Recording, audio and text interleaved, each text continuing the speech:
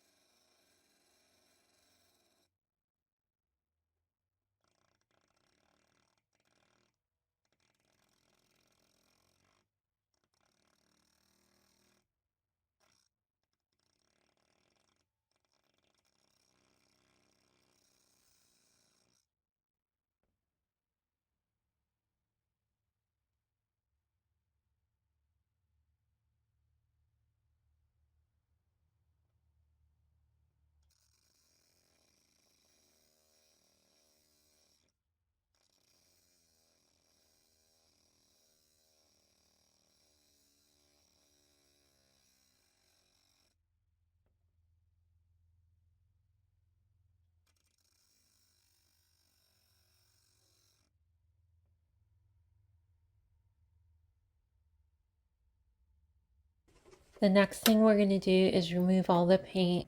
I'm going to use the Milwaukee 90-degree die grinder with some sanding pads to quickly remove the paint.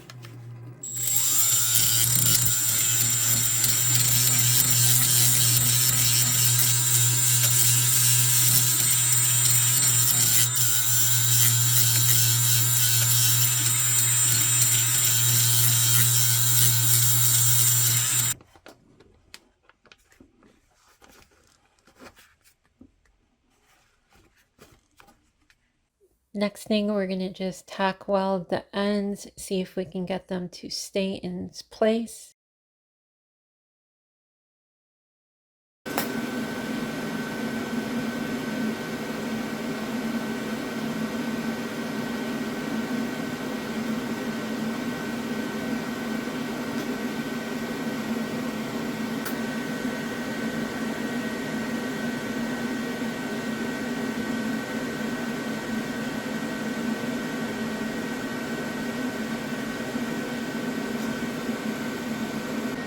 Now I'm going to weld it up and then I'm going to sleeve it one time and then sleeve it another time. This will make it a heavy impact.